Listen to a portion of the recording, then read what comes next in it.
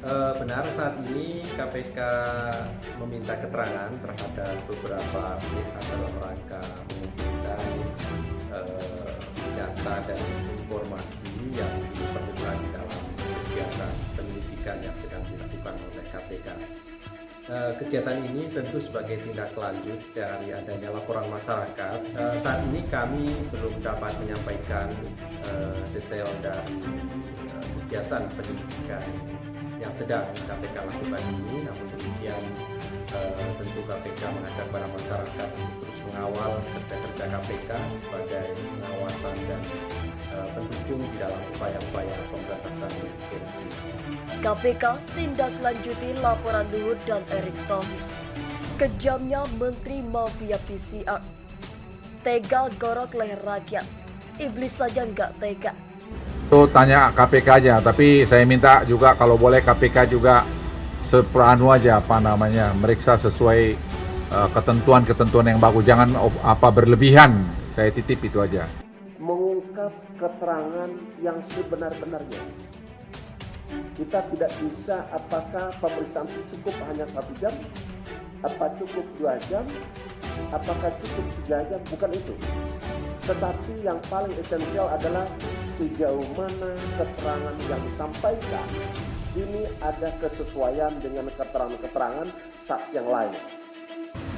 Ada yang namanya institusi negara melakukan yang namanya pemerasan di balik yang namanya aturan, dan ini bahaya. Ini melanggar undang-undang.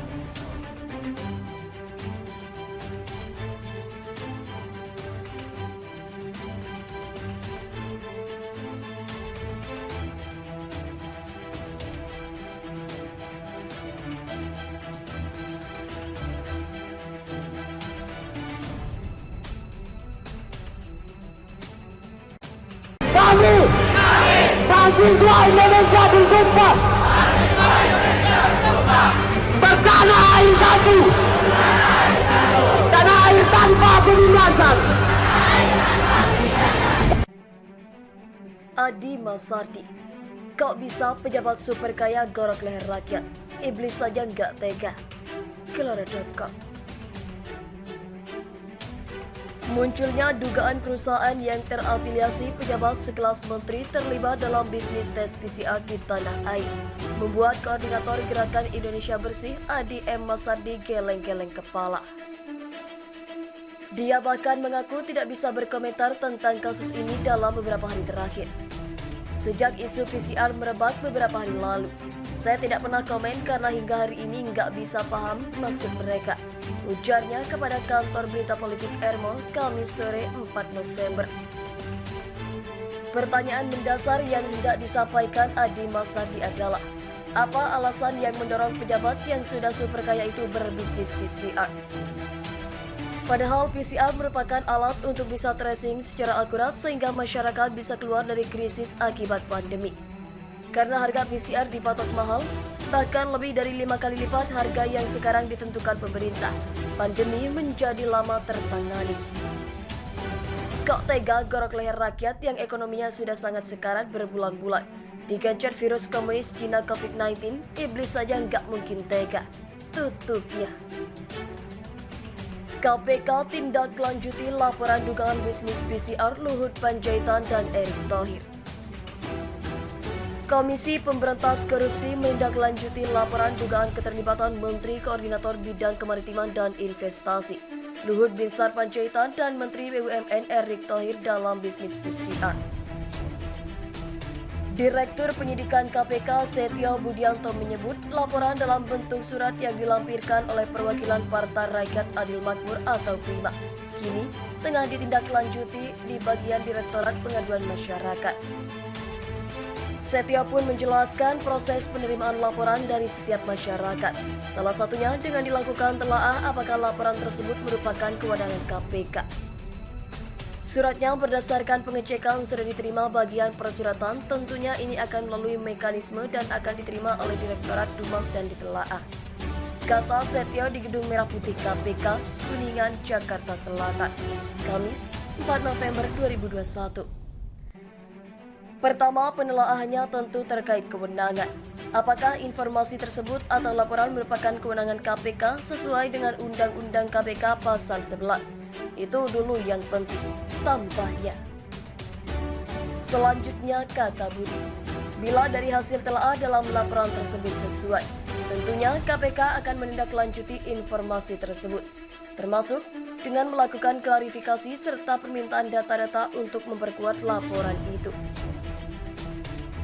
Meski begitu, kata Setya, pihaknya tak bisa menjelaskan lebih detail termasuk apakah ada bentuk klarifikasi kepada pihak-pihak tertentu nantinya.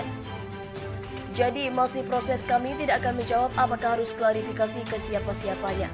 Itu merupakan pola kerja, nanti beberapa pihak akan dilakukan.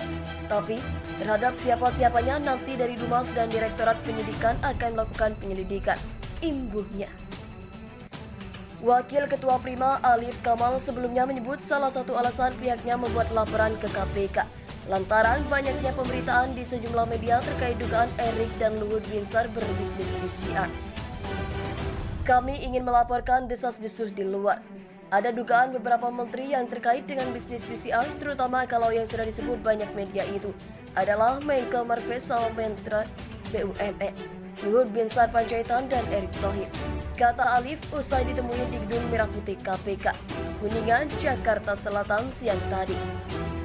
Alif mengatakan ada pun sejumlah bukti yang dibawa Prima ke KPK, yakni berupa sejumlah pemberitaan awak media sebagai data awal untuk KPK mengusut dugaan bisnis PCR tersebut.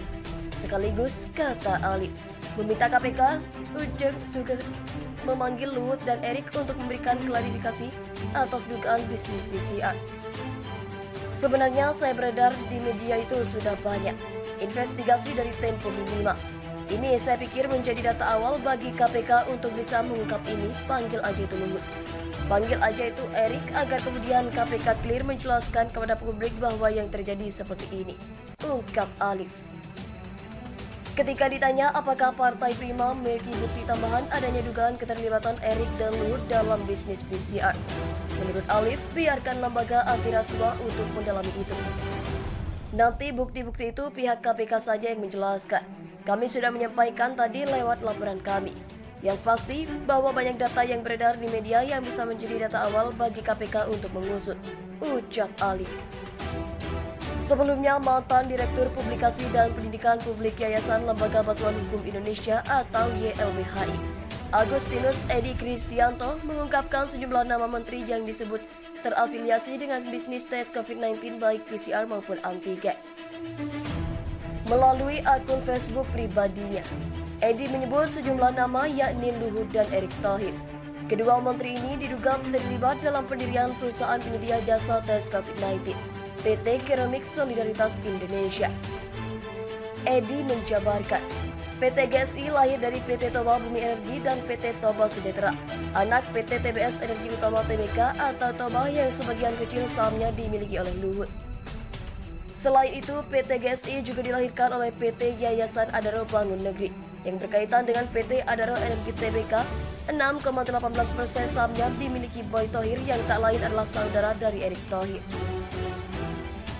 Gunakan akal sehat. Seorang Menko Marves merangkap jabatan sebagai koordinator PPKM. Dia pucuk pimpinan dalam kebijakan COVID-19 dan investasi. Lalu, seorang Menteri BUMN merangkap ketua tim penanganan COVID-19 dan pemulihan ekonomi nasional. Menteri Kesehatannya bekas wakil Menteri BUMN. Tapi, menteri itu ternyata terafiliasi dengan PT Keramik Solidaritas Indonesia. Tulis Edi seperti dikutip suara.com yang telah mendapatkan izin untuk kepentingan pemberitaan.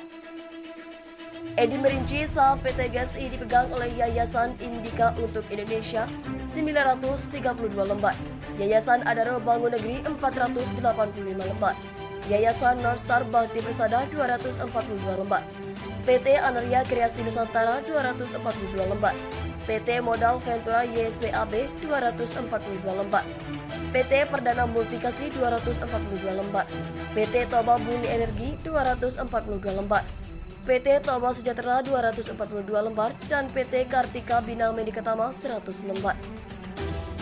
Yayasan Indika untuk Indonesia berkaitan dengan PT Indika Energi Tbk yang dipimpin Ketua Umum Kadin Arsyad Rashid sebagai Direktur Utama. Kemudian, Yayasan North Star Bakti Persada berkaitan dengan North Star Group yang dipimpin Patrick Walujo, seorang bankir yang juga menantu dari TP Rahmat bersama Glenn Sugita sebagai pembina yayasan. Terima kasih telah mengunjungi channel ini. Kami hanya sebatas menginformasikan. Andalah Kami, mahasiswa Indonesia bersumpah